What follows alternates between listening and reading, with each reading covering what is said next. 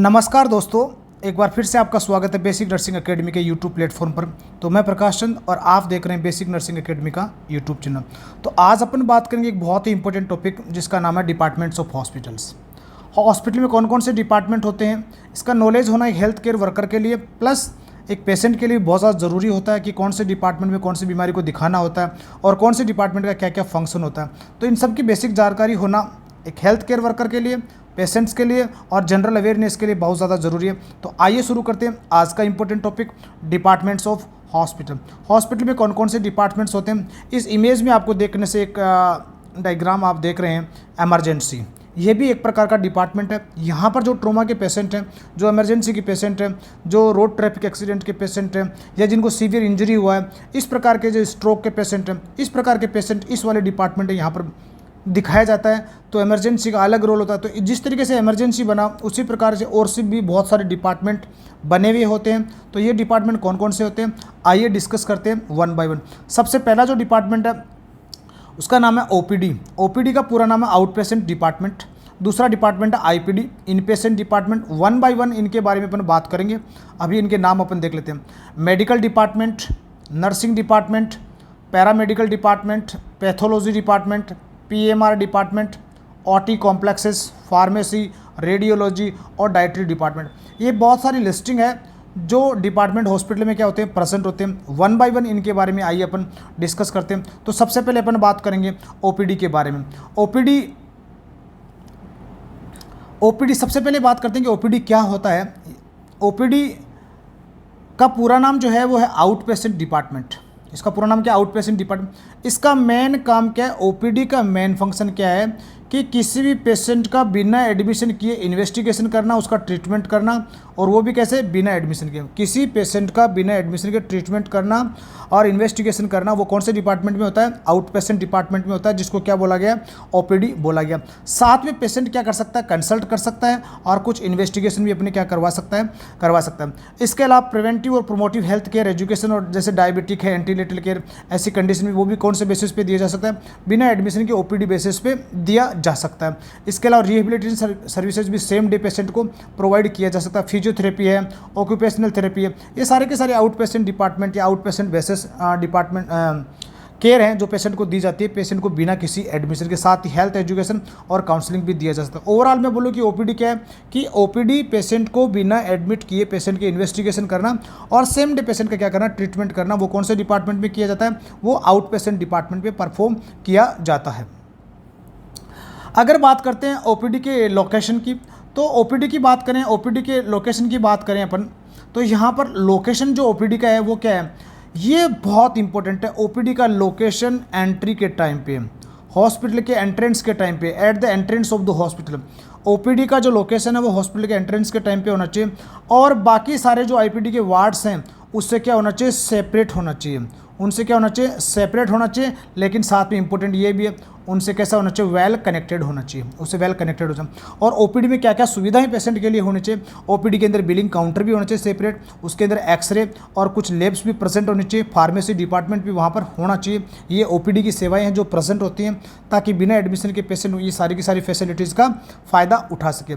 इसके अलावा ओपीडी के पास होना चाहिए ईजी रैंप होना चाहिए, कुछ डिसेबल्ड पर्सन को वॉक करने के लिए स्टेप्स होने चाहिए, ठीक है, लिफ्ट वगैरह भी वहाँ पर प्रेजेंट होने चाहिए, रिसेप्शन होना चाहिए, इंक्वायरी रूम होना चाहिए, वेटिंग हॉल होना चाहिए, साइन बोर्ड होना चाहिए ताकि पेशेंट बिना किसी डिफिकल्टी के उस स्थान तक रीच कर सके, व्हील चेयर वगैरह भी होने चाहिए डिसेबल्ड पेशेंट के लिए, ट्रॉली और स्ट्रेचर्स भी अवेलेबल होने चाहिए, टॉयलेट्स हो गया, टेलीफोन हो गया और कंसल्टिंग रूम भी होना चाहिए। तो मैं बात करूँ ओपीडी की, तो ओपीडी आउट पेशेंट डिपार्टमेंट से बिना किसी पेशेंट के एडमिशन के पेशेंट का ट्रीटमेंट और कुछ इन्वेस्टिगेशन किए जाते हैं। इसका लोकेशन बहुत ज़्यादा इंपॉर्टेंट है, ये हॉस्पिटल के एंट्रेंस के टाइम पे होना चाहिए। इसके साथ ही इसमें कुछ फैसिलिटीज़, बिलिंग काउंटर हो गया, वेटिंग हॉल हो गया, इंक्वायरी रूम हो गया, रिसेप्शन हो गया और इसके अलावा टेलीफोन वगैरह हो गया या कंसल्टिंग रूम, ये सब सारे के सारे ओपीडी में क्या होना चाहिए, प्रेजेंट होना चाहिए। इसके अलावा कुछ और इंपॉर्टेंट फैक्ट्स हैं जो ओपीडी के बारे में हैं, वो है ओपीडी को क्या बोला गया, OPD it is called the window of hospital. ये हॉस्पिटल की विंडो है, ये फर्स्ट पॉइंट है जहाँ पर एक पेशेंट क्या होता है, हॉस्पिटल के साथ इंटरेक्ट होता है। तो यहाँ पर हेल्थ केयर वर्कर को बेस्ट इंप्रेशन पेशेंट को देना चाहिए, बहुत इंपॉर्टेंट है। ओपीडी क्या है, ओपीडी है विंडो ऑफ हॉस्पिटल। ओपीडी क्या है, विंडो है हॉस्पिटल का, जहाँ पर best impression health care worker को देना चाहिए। यहाँ का इंप्रेशन पूरे हॉस्पिटल के इंप्रेशन को क्या करता है, रिप्रेजेंट करता है। तो बहुत इंपॉर्टेंट है आउट पेशेंट डिपार्टमेंट। सेकंड जो डिपार्टमेंट है आईपीडी डिपार्टमेंट। अगर बात करते हैं कि ओपीडी अगर विंडो ऑफ द हॉस्पिटल है तो आईपीडी जो है वो कहलाएगा, OPD is the window and IPD is the heart of hospital, कि पूरे हॉस्पिटल की जो जान है वो कौन से वार्ड होते हैं, आईपीडी वार्ड होते हैं। और आईपीडी का पूरा नाम क्या है, इन पेशेंट डिपार्टमेंट। आईपीडी का पूरा नाम क्या बोल दिया, इन पेशेंट डिपार्टमेंट। तो ये भी बहुत ज़्यादा इंपॉर्टेंट, इन पेशेंट डिपार्टमेंट क्या कहलाएगा, हार्ट कहलाएगा। यहाँ पर क्या है, यहाँ पर पेशेंट ओपीडी बेसिस ट्रीटमेंट लेने के बाद में अगर पेशेंट को ज़रूरत पड़ता है एडमिशन करने के लिए तो जो डिपार्टमेंट्स हैं वो किस में जाएगा, आईपीडी वार्ड्स के अंदर जाएगा। और आईपीडी वार्ड्स क्या क्या फंक्शन करते हैं, आईपीडी वार्ड्स के पास देखो क्या क्या फैसिलिटीज़ होती हैं। मेडिकल केयर आईपीडी वार्ड्स के पास होता है, डाइटरी सर्विसेज होते हैं, इसके अलावा लॉजिंग वगैरह होता है, वार्ड्स होते हैं, रूम्स होते हैं, नर्सिंग स्टेशन होता है, डाइटरी सर्विसेज होते हैं, सैनिटरी होते हैं। इसके अलावा वार्ड और आईसीयू वो डिवाइड किए जा सकते हैं, आइसोलेशन रूम हो सकता है, इंटेंसिव केयर यूनिट हो सकता है। तो ये सारे के सारे कौन से कहलाएंगे, इन पेशेंट डिपार्टमेंट के सेवाएं कहलाएंगे। इसमें ये सब चीज़ें सुविधाएं क्या होनी चाहिए, प्रेजेंट होनी चाहिए, जिसमें ट्रीटमेंट आ गया, इसमें डाइटरी सर्विसेज आ गई, सैनिटरी सर्विसेज आ गया, नर्सिंग स्टेशन आ गया, वार्ड्स और रूम कौन अवेलेबल करवाता है, तो आईपीडी। तो बहुत इंपॉर्टेंट है in patient department, it is the heart of the hospital. तो पेशेंट के एडमिट होने के बाद में जो रूटीन पेशेंट होता है उसका एडमिशन कहाँ पर किया जाएगा, आईपीडी वार्ड्स में किया जाएगा। मेडिकल डिपार्टमेंट, इसमें बहुत सारे डिपार्टमेंट शामिल हैं और डिपार्टमेंट्स बहुत सारे इसमें शामिल हैं। तो यहाँ पर क्या इसमें अलग अलग सर्विसेज प्रेजेंट होती हैं। तो सबसे पहले सर्विसेज की मैं बात करता हूँ तो मेडिसिन हो सकता है, सर्जरी हो सकता है, गायनेकोलॉजी हो सकता है, ओबीजी हो सकता है, पीडियाट्रिक हो सकता है, आई है, न्यूक्लियर मेडिसिन है, ईएनटी, यानी कि सारे के सारे डिपार्टमेंट्स कौन से में आएंगे, मेडिकल डिपार्टमेंट में। डेंटल हो सकता है, डर्मेटोलॉजी हो सकता है, ऑर्थो, साइकेट्रिक, न्यूरो, कार्डियो, ये सारे के सारे डिपार्टमेंट्स किस में आएंगे, मेडिकल डिपार्टमेंट्स में आएंगे। और मेडिकल जो सुपरिटेंडेंट होता है, बहुत इंपॉर्टेंट, मेडिकल जो सुपरिटेंडेंट होता है वो क्या रहेगा, हेड रहेगा सारे के सारे मेडिकल डिपार्टमेंट्स का। तो मेडिकल डिपार्टमेंट्स में सारी सुविधाएं रहेगी, जिसमें medicine, surgery, psychiatric, ENT, dental, ortho, neuro, सारे की सारी सर्विसेज इसमें अवेलेबल रहेगी। तो ये बहुत इंपॉर्टेंट है। यहाँ पर इनका इंचार्ज कौन रहे, सबका मेडिकल सुपरिटेंडेंट इसका इंचार्ज रहेगा। अगला जो डिपार्टमेंट है वो है nursing department. Nursing department same जैसे मेडिकल डिपार्टमेंट का इंचार्ज कौन था, जो हेड कौन था, वो मेडिकल सुपरिटेंडेंट था। यहाँ पर क्या रहेगा, सीएनओ जो है नर्सिंग हेड का क्या रहेगा, नर्सिंग डिपार्टमेंट का हेड रहेगा, जिसको बोला गया chief nursing officer.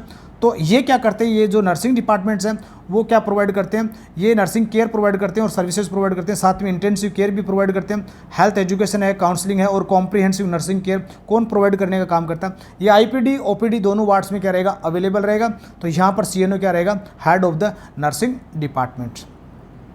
Other department, ये भी एक बहुत मोस्ट इंपॉर्टेंट डिपार्टमेंट है हॉस्पिटल का, पीएमआर, जिसको क्या बोला गया, physical medicine and rehabilitation department. इसका पूरा नाम है फिजिकल